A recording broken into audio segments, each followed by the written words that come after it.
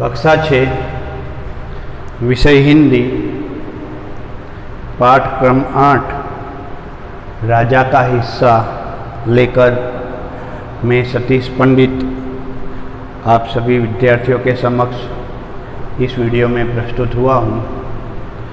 सर्वजीव हितावह श्री स्वामी नारायण कुमार शाला कण्भा स्वामी नारायण गुरुकुल में आप सभी विद्यार्थियों का खूब खूब स्वागत है। विद्यार्थियों, पाठक्रम 8 राजा का हिस्सा एक बोध प्रधान कहानी है।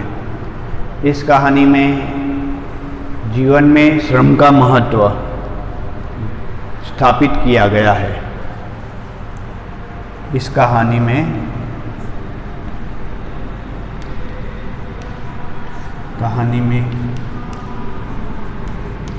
जीवन में श्रम का महत्व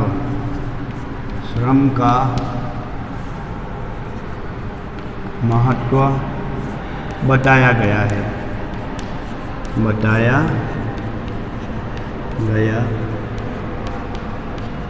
साथ साथ में बताया गया है कि पहले के ज़माने में किस प्रकार प्रजावत्सल राजा हुआ करते थे, जो प्रजा की कठिनाइयों को समझते थे और हमेशा प्रजा की सहायता करने के लिए तत्पर रहा करते थे।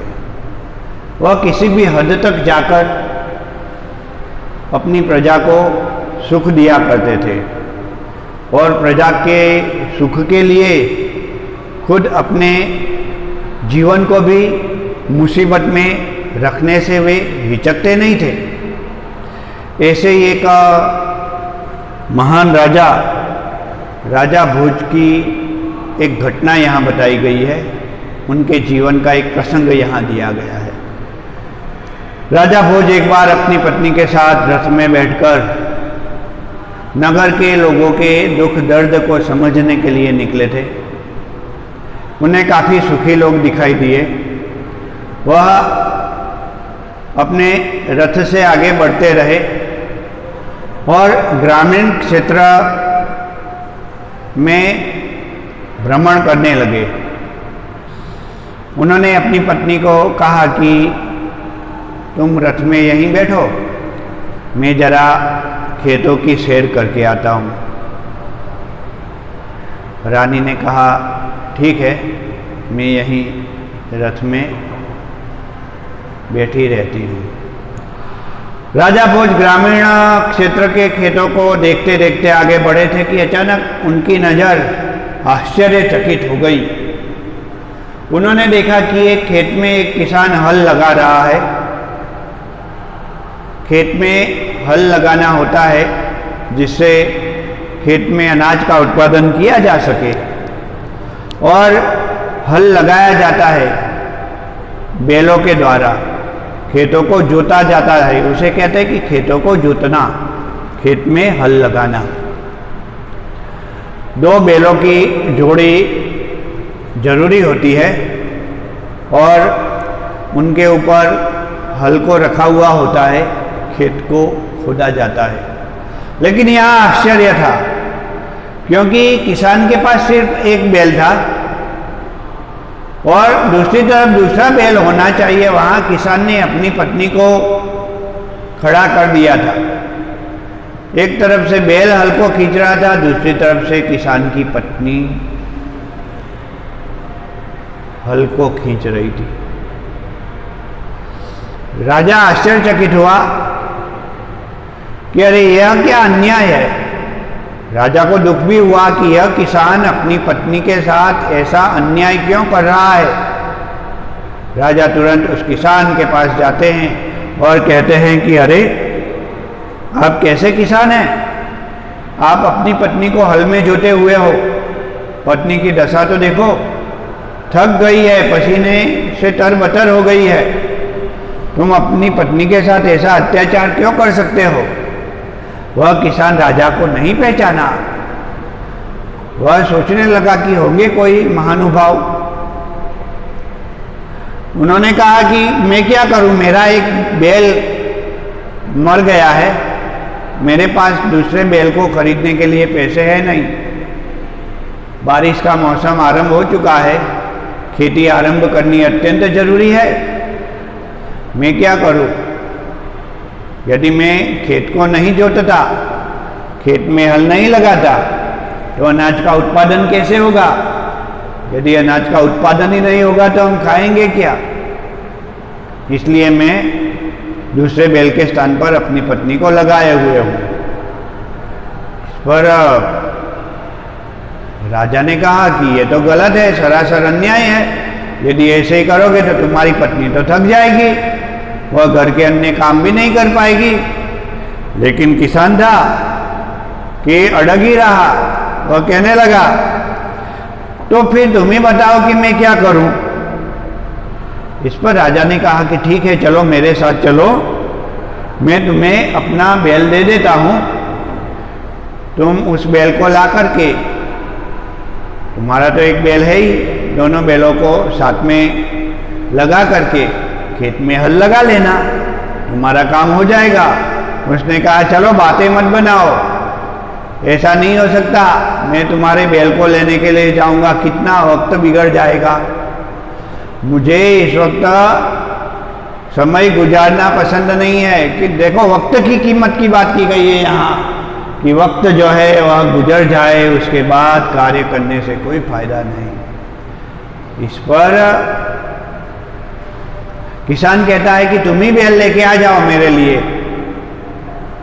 राजा कहता है कि मैं तो बैल लेके आ जाऊं, कोई बड़ी बात नहीं है, लेकिन तब तक तुम्हारी पत्नी की दशा क्या होगी? उसकी स्थिति बहुत खराब है। तो व्यक्ति कहता है कि अरे महानुभाव, आपको यदि इतनी ही दया आती है तो आप खुद हल में मेरी पत्नी की जगह कार्य करने लग जाओ और मेरी पत्नी को बताओ कि आपके बैल कहाँ है, वह जाकर के ले आएगी।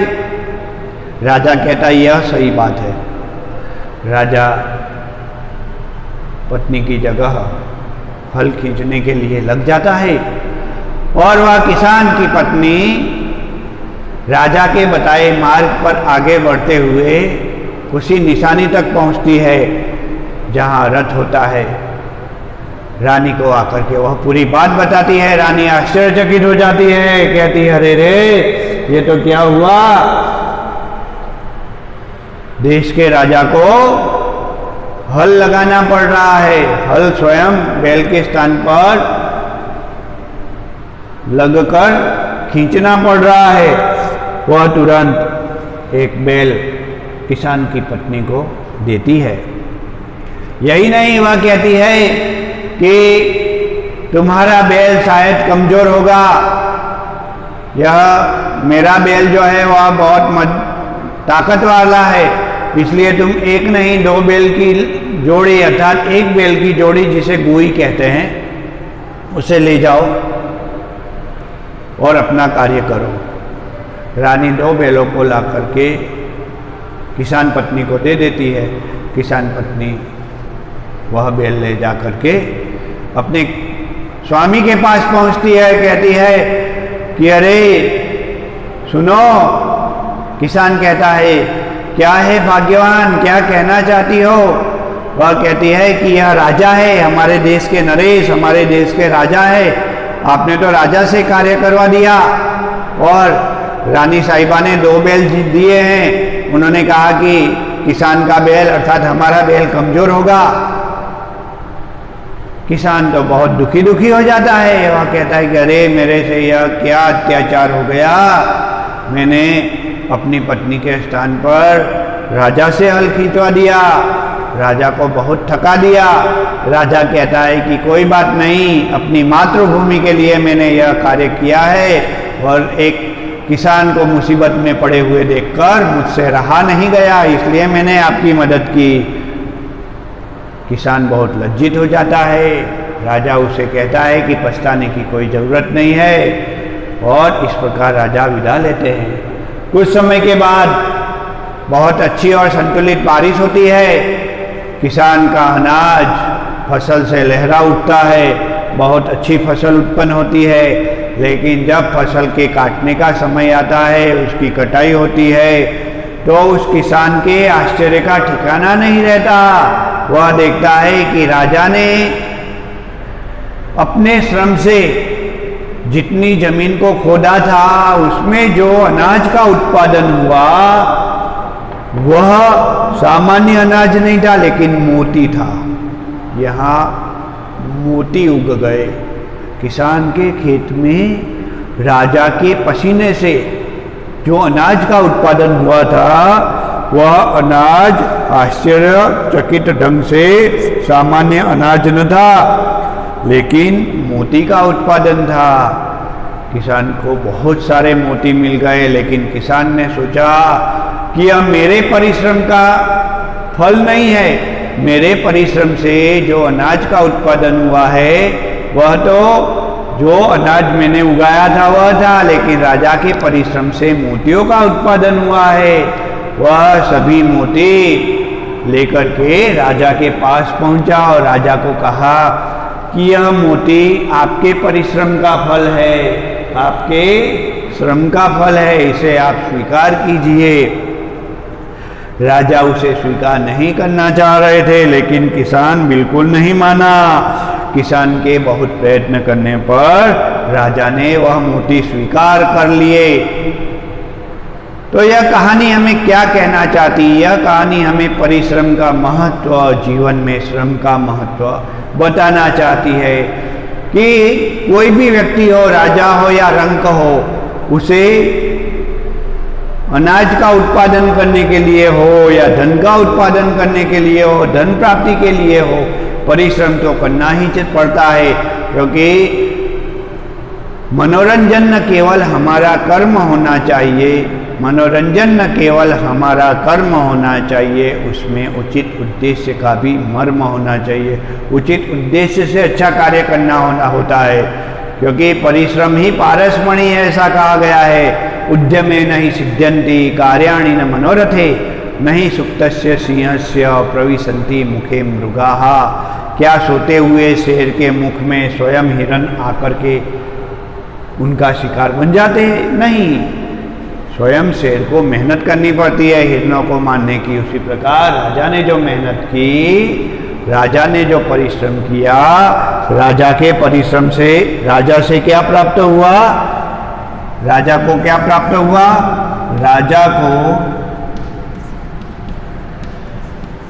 श्रम करने पर